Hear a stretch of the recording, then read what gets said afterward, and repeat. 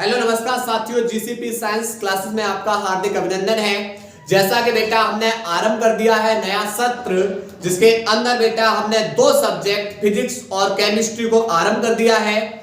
और फिजिक्स में हमने स्टार्ट किया है बेसिक क्लास को। अगर आप लोगों ने बिल्कुल भी फिजिक्स बेटा पढ़ी नहीं है, यानी आपकी फिजिक्स कमजोर है, तो बेसिक क्लास को जरूर देखिएगा। उसके बाद तब चैप्टरों में चलेंगे।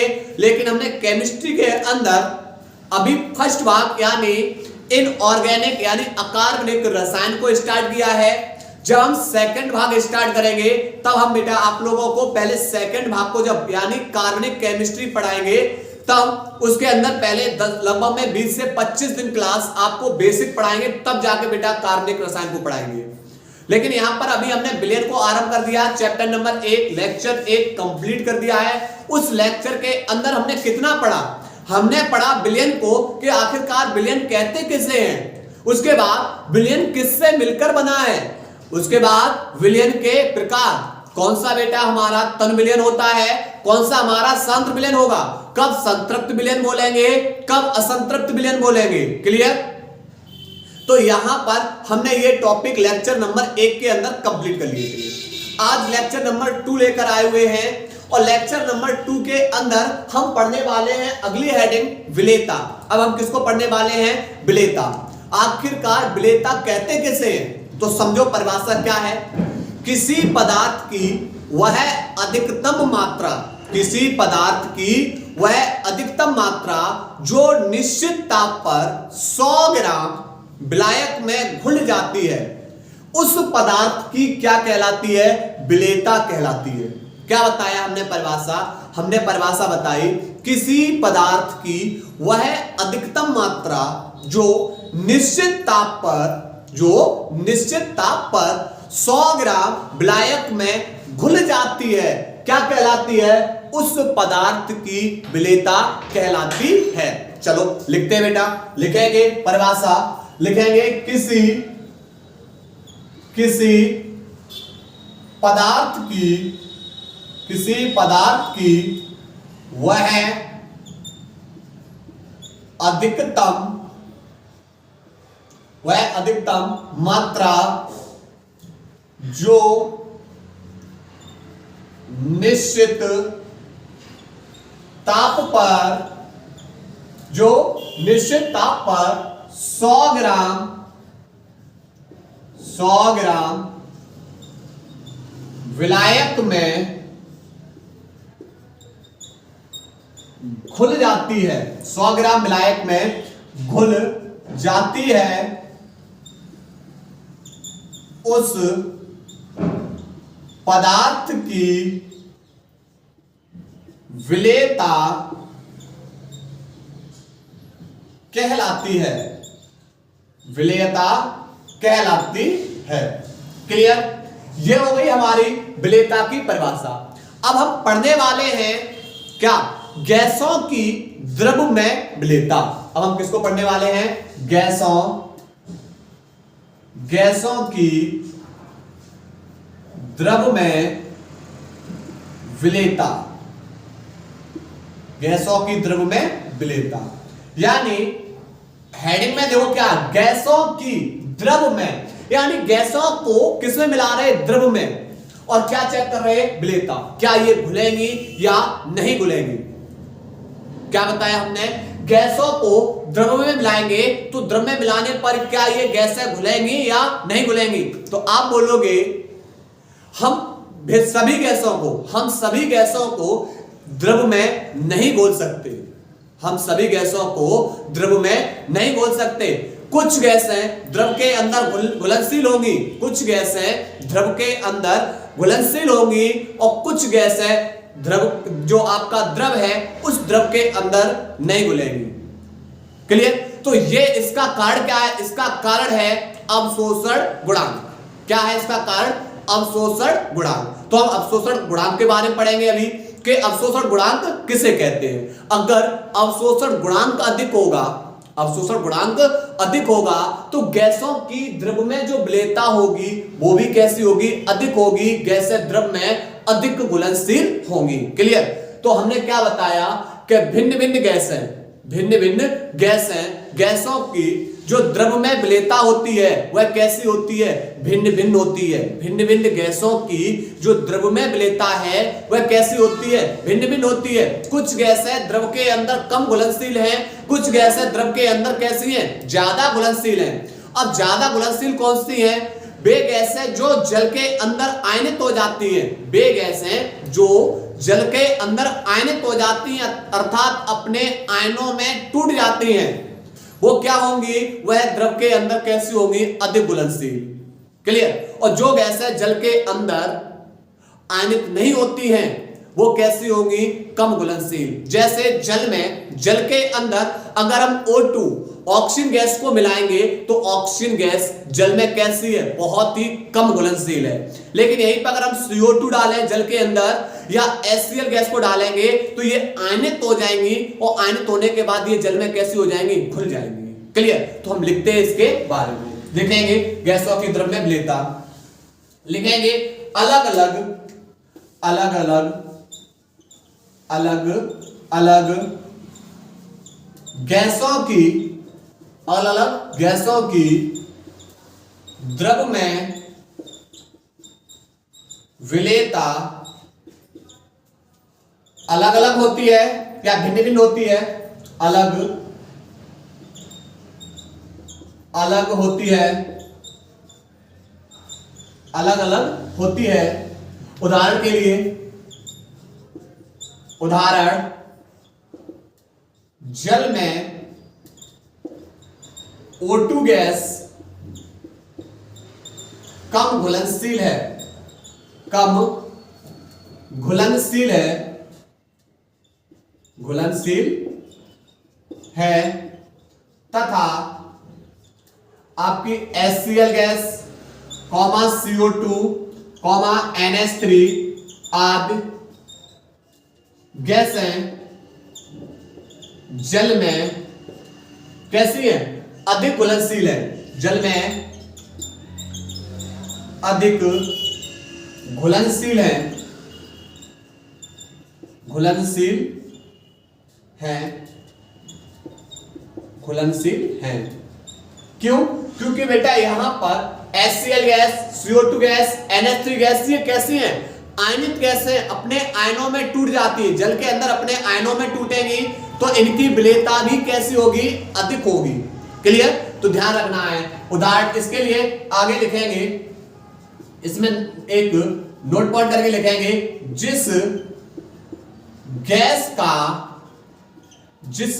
का अवशोषण गुणांक, जिस गैस का अवशोषण गुणांक अधिक होता है, अधिक होता है, अधिक होता है, गैस की, उस गैस की द्रव में विलेयता अधिक होती है, उस गैस की द्रव में विलेयता अधिक होती है, अधिक होती है। हमने क्या लिखाया, हमने लिखाया जिस गैस का अवशोषण गुणांक कैसा होगा, अधिक होगा, कैसा, अधिक होगा, उस गैस की जो द्रव में विलेयता होगी वह कैसी होगी, अधिक होगी। अब बात करेंगे अवशोषण गुणांक की, बात किसकी करेंगे, अवशोषण गुणांक की, अवशोषण गुणांक की। ठीक है। तो नॉर्मल टेम्परेचर प्रेशर पर यानी सामान्य ताप दाब पर किसी विलायक में, किसी विलायक के आयतन में, किसी निश्चित विलायक के आयतन में गैस की घुली हुई मात्रा उस पदार्थ का क्या कहलाएगी, अवशोषण गुणांक। क्या कहलाएगी, अवशोषण गुणांक। यानी नॉर्मल टेम्परेचर प्रेशर NTP पर किसी निश्चित विलायक के आयतन में, किसी निश्चित विलायक के आयतन में गैस की घुली हुई मात्रा उस पदार्थ की क्या कहलाएगा, उस पदार्थ का क्या कहलाता है, अवशोषण गुणांक। क्या कहलाएगा, अवशोषण गुणांक। क्लियर? तो लिखते हैं इसकी परिभाषा, लिखेंगे एनटीपी पर नॉर्मल टेम्परेचर प्रेशर, सामान्य ताप दाब पर किसी विलायक के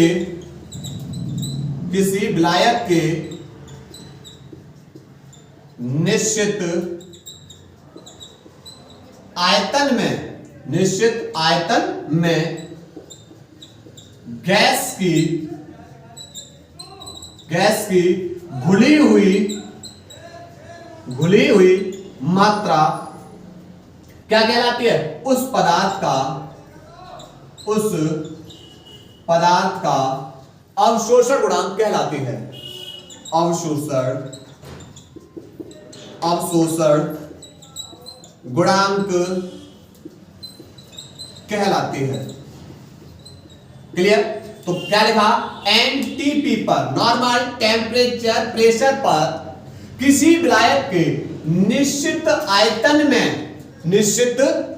में, क्योंकि द्रव का क्या होगा? आयतन किसमें होगा? ml में या लीटर में। जब हम सांद्रता पढ़ेंगे, विलयन की सांद्रता पढ़ेंगे, तब हम बेटा इस चीज के बारे में जानकारी करेंगे कि कहां किस में सांद्रता होगी। ठीक है? निश्चित आयतन में कौन घुली होगी? गैस की घुली हुई मात्रा उस पदार्थ का क्या कहलाएगी? अवशोषण गुणांक कहलाती है। क्लियर? तो हमने किसको पढ़ लिया? हमने पढ़ा विलेयता को, हमने पढ़ा गैसों की द्रव में विलेयता, और उसके बाद हमने यहां पर एक शब्द सुना, वो सुना नया अवशोषण गुणांक। उस अवशोषण गुणांक के बारे में जाना। अब हम पढ़ने वाले हैं गैसों की द्रव में विलेयता को प्रभावित करने वाले कारक। भाई कौन कौन से कारक हैं जो गैसों की द्रव में विलेयता को प्रभावित करते हैं? क्लियर? नोट करिए बेटा। इसके बाद बेटा हम पढ़ने वाले हैं गैसों की द्रव में विलेयता को प्रभावित करने वाले कारक। कौन कौन से कारक हैं जब हम गैसों को द्रव में मिलाएंगे तो उसकी विलेयता को प्रभावित करेंगे? तो इसके अंदर पहली जो हेडिंग पढ़ने वाले हैं वह पढ़ने वाले हैं गैसों की प्रकृति। क्या है गैसों की प्रकृति? देखो, जब हम विलायक से गैसों की क्रिया कराएंगे, विलायक से किसकी क्रिया कराएंगे? गैसों की क्रिया कराएंगे। तो गैसों की क्रिया कराने पर किसका निर्माण करेंगी? यौगिक का निर्माण करेंगी। या ये क्या होंगी? आयनित होंगी। या क्या होंगी? विलायक में क्या होंगी? आयनित होंगी। तो जो गैसें विलायक से क्रिया करेंगी और विलायक से क्रिया करके यौगिक का निर्माण करेंगी, या विलायक के अंदर कैसी हो जाएंगी? आयनित हो जाएंगी, अपने आयनों में टूट जाएंगी। वे गैसें कैसी हैं? वे गैसें द्रव विलायक के अंदर अधिक घुलनशील हैं। क्या बताया? या तो जो गैसें विलायक से क्रिया करेंगी और उसके बाद क्रिया करके यौगिक का निर्माण करेंगी, या विलायक के अंदर कैसी हो जाएंगी? आयनित हो जाएंगी, अपने आयनों में टूट जाएंगी। वे गैसें कैसी हैं? द्रव विलायक के अंदर कैसी हैं? अधिक घुलनशील हैं। उदाहरण के अंदर समझते हैं। इसका जो एग्जाम्पल है बेटा, इसका एग्जाम्पल हम ले रहे हैं जैसे NH3, उसके बाद CO2, उसके बाद HCl आदि ये गैसें हैं। ये गैसें हम जब इसे द्रव विलायक के अंदर डालेंगे, किसके अंदर डालेंगे? द्रव विलायक के अंदर डालेंगे, या तो ये आयनित होंगी या ये क्या करेंगी? यौगिक का निर्माण करेंगी। अगर ये आयनित हो रही हैं या यौगिक का निर्माण कर रही हैं तो ये गैसें कैसी हैं? अधिक घुलनशील हैं। और अगर ये आयनित नहीं हो रही हैं तो ये गैसें कैसी हैं? कम घुलनशील हैं। क्लियर? अब देखो कैसे, जैसे ये बेटा गैस है, आद गैस है, ये कैसी है? आदि द्रव विलायक में अधिक घुलनशील है, घुलनशील है। कैसे? देखो, जब हम बेटा HCl को लेंगे और किसके साथ क्रिया करा देंगे? जल के साथ क्रिया कराएंगे। किसके साथ क्रिया कराएंगे? जल के साथ। तो ये H2O बदल जाएगा H3O आयन में, प्लस Cl पे चार्ज कैसा आ जाएगा? माइनस। ये हाइड्रोनियम आयन। ये क्यों? क्योंकि जल में H धनायन और Cl ऋणायन में टूटेगा, और H जल के अंदर स्वतंत्र अवस्था में नहीं रह सकता। H आयन जल में स्वतंत्र अवस्था में नहीं रह सकता, इसलिए यह H आयन जल के साथ क्रिया करेगा और क्या बना देगा? Hydronium ion. और प्लस में Cl ऋणायन। ठीक है, मतलब ये आयनित हो रही है। इसी प्रकार एक एग्जांपल और है, NH3 ले लो।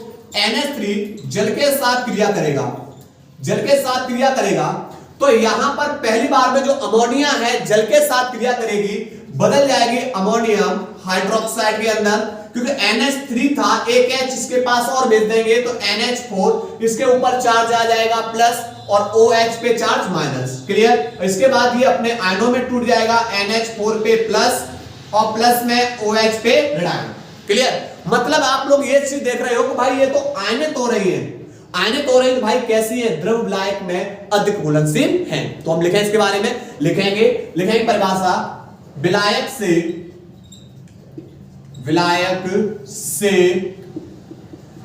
क्रिया करके यौगिक का निर्माण करने वाली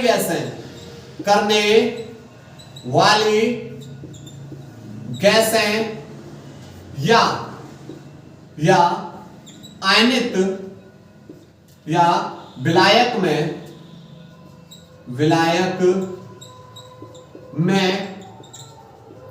आयनित होने वाली गैसें, आयनित होने वाली गैसें द्रव विलायक में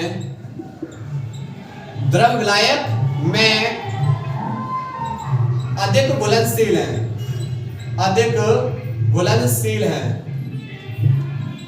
घुलनशील हैं। क्लियर? इसी प्रकार जो गैसें द्रव में यानी जल में घुलनशील नहीं है, जो गैसें जल में घुलनशील नहीं है, उनकी विलेयता कैसी है बेटा? कम है। उनकी द्रव में, उन गैसों की द्रव में विलेयता कैसी होती है? कम होती है। क्लियर? तो लिखेंगे, नई लाइन लिखेंगे, जो गैसें द्रव विलायक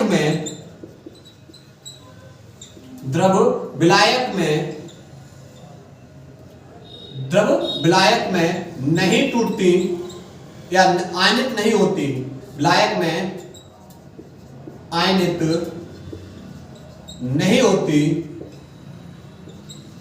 या यौगिक का निर्माण नहीं करती, वे गैसें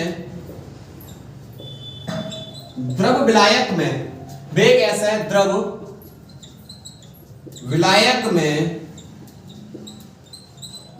कम घुलनशील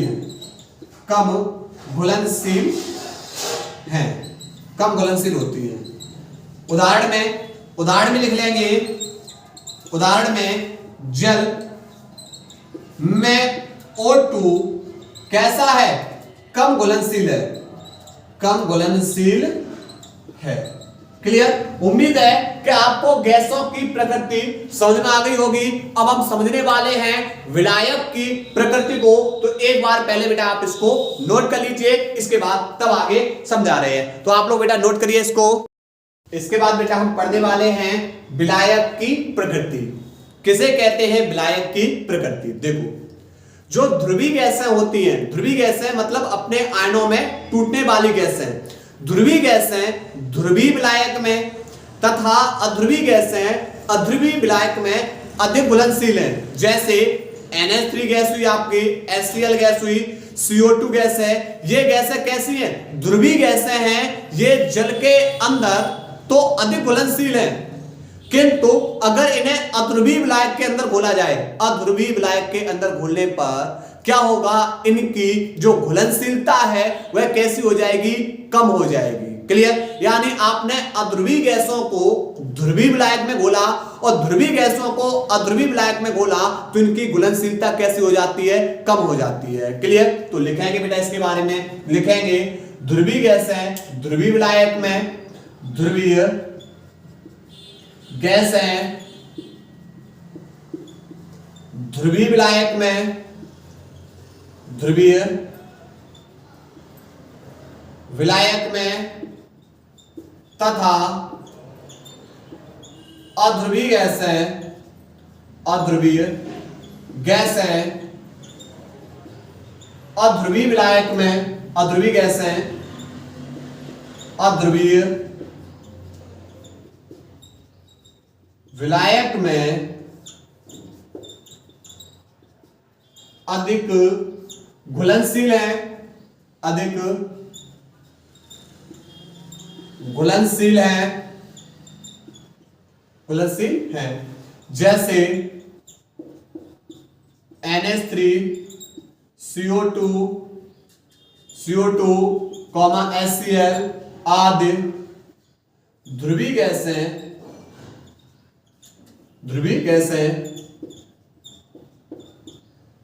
ध्रुवीय गैसें हैं जो जल में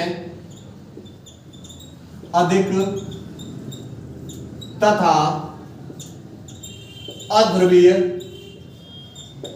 अध्रुवीय विलायक, अध्रुवीय विलायक में कैसी है? अध्रुवीय विलायक में कम घुलनशील है, कम घुलनशील है। क्लियर? तो दूसरा पॉइंट भी आप लोगों को उम्मीद है समझ में आ गया होगा। अब बात करेंगे तीसरे पॉइंट की, ताप का प्रभाव। तीसरा जो तीसरी हेडिंग है वो है हमारी ताप का प्रभाव। क्या होगा अगर हम गैसों को किस में मिलाएंगे? द्रव में मिलाएंगे, और द्रव में मिलाने पर ताप में क्या करते हैं? वृद्धि करते हैं। तो ताप में वृद्धि करने पर गैसों की द्रव में विलेयता घट जाती है। भाई ताप में वृद्धि करोगे और गैसों को द्रव में मिलाओगे तो द्रव में विलेयता कैसी हो जाएगी? घट जाएगी। क्यों? क्योंकि द्रव खुद ही बेटा जब ताप में वृद्धि करोगे द्रव बाष्पित होना शुरू होगा, और बाष्पित होना शुरू होगा तो उससे गैसें क्या होंगी? बाहर निकलेंगी। क्लियर? तो ताप में वृद्धि करने पर गैसों की द्रव में विलेयता कैसी हो जाती है? घट जाती है, क्योंकि यह एक ऊष्माक्षेपी प्रक्रम है। ऊष्मा का क्या करेगी? अवशोषण करेगी। क्लियर? तो लिखेंगे इसमें लिखेंगे ताप में वृद्धि करने पर, ताप में वृद्धि करने पर कुछ गैसों की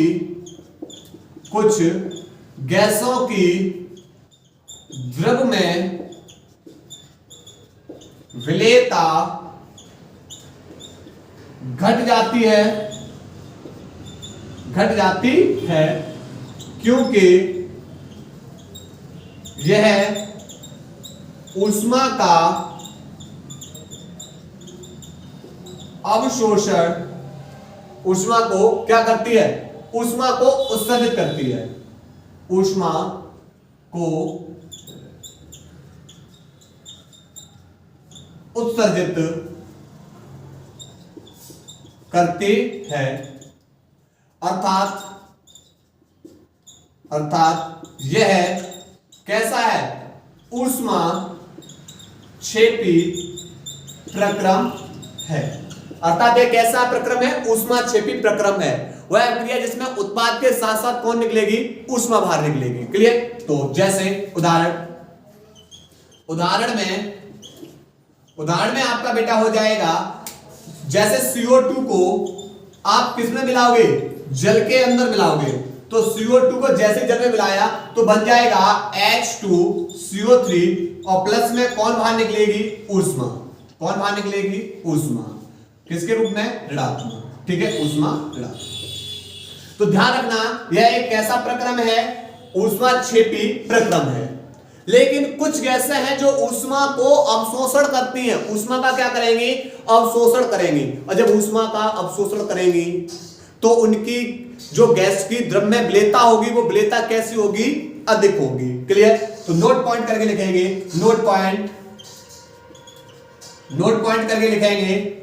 पॉइंट करके लिखेंगे कुछ गैसें जैसे हाइड्रोजन, कुछ गैसें जैसे हाइड्रोजन तथा हीलियम को जल में घोलने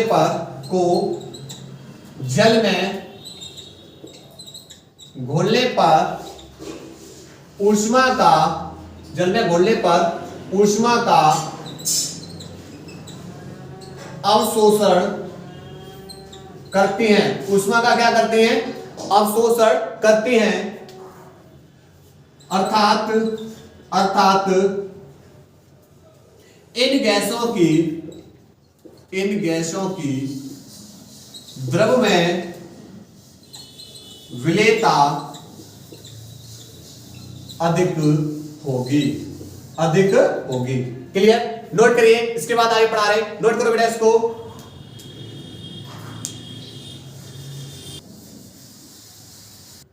इसके बाद बेटा अब हम पढ़ने वाले हैं दाब का प्रभाव।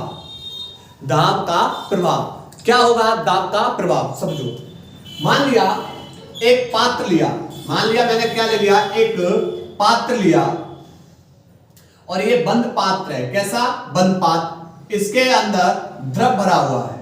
क्यों? क्योंकि हमारी हेडिंग यही है कि गैसों को हमें किसमें मिलाना है, द्रव के अंदर। और द्रव के अंदर मिलाएंगे तो कौन कौन से कारक होंगे जो इसकी विलेयता को प्रभावित करेंगे। ये रहा हमारा द्रव, और इसके ऊपर कौन है, गैस के अणु। कौन है ये? गैस के अणु। क्लियर? और ये कैसी अवस्था में है, साम्यावस्था में है। कैसी अवस्था में है? साम्यावस्था मतलब बैलेंस यानी समान अणु। जितने कण अगर आप बेटा गैस के अंदर ले जाओगे उतने ही कण बेटा द्रव के बाहर निकले, मतलब बैलेंस है बिल्कुल। ठीक है, ये साम्यावस्था में ये कौन है, गैस, इनके बीच में बैलेंस। ठीक है, और यहां पर ये कौन है, द्रव है। अब हम क्या करेंगे, ऊपर ये लगा दिया पिस्टन से हम क्या लगाएंगे, दाब। इस पिस्टन से हम क्या करेंगे बेटा, दाब लगाएंगे। ठीक है, अब एक चीज बताओ, ये है अभी गैस और इनके बीच में कैसा है, साम्यावस्था। साम्य की अवस्था है, बैलेंस है। कैसी अवस्था है, साम्यावस्था। अब देखो क्या होगा, अब हम साम्यावस्था में हम इस गैस के अणुओं पर उस पिस्टन के द्वारा, पात्र में ये जो पिस्टन लगी हुई है, इस पिस्टन पे हम क्या लगाएंगे, पिस्टन के द्वारा दाब लगाएंगे। तो दाब लगाने पर आप क्या देखोगे कि दाब लगाने पर यह पता लगेगा कि गैस के अणु बेटा किसमें आना शुरू हो जाएंगे, द्रव के अंदर। भाई बंद पात्र है और बंद पात्र में नीचे द्रव है और ऊपर कौन भरी हुई है, गैस भरी हुई है। इनके बीच में कैसा है, बैलेंस है। बैलेंस का यहां पर, और ऊपर क्या लगा हुआ है, पिस्टन लगा हुआ है। इस पिस्टन के द्वारा हम क्या लगाएंगे, गैस के अणुओं पर दाब लगाएंगे। तो हम क्या कर रहे हैं, हम ऊपर से जब दाब लगाएंगे तो दाब लगाने पर ये गैस के अणु कहां आना शुरू हो जाएंगे, गैस के अणु आप बोलोगे द्रव के अंदर आना शुरू हो जाएंगे। अगर आप इसके ऊपर कम दाब लगाओगे, पिस्टन द्वारा गैस के अणुओं पर कम दाब लगाओगे, तो कम दाब लगाने पर गैस के कम अणु किसके अंदर जाएंगे, द्रव के अंदर। ज्यादा दाब लगाओगे तो ज्यादा बेटा गैस के अणु जाएंगे किसके अंदर, द्रव के अंदर। अर्थात एक कहानी ये हुई कि दाब कम लग रहा है तो गैस के अणु भी द्रव के अंदर कम जा रहे हैं, और दाब ज्यादा लगा रहे हैं तो दाब को ज्यादा लगाने पर गैस के अणु भी बेटा द्रव के अंदर कैसे जा रहे हैं, ज्यादा जा रहे हैं। क्लियर? तो इससे एक कहानी पता लग रही है, क्या पता लग रही है कि दाब अधिक करने पर गैस की द्रव में विलेयता भी कैसी होती है, अधिक होती है। क्लियर? तो हम दाब में वृद्धि करने पर गैस की विलेयता में भी क्या हो जाती है, वृद्धि हो जाती है। ठीक है, तो इसके बारे में लिख रहे हैं, इसके बारे में लिखेंगे दाब में वृद्धि करने पर गैस की द्रव में विलेयता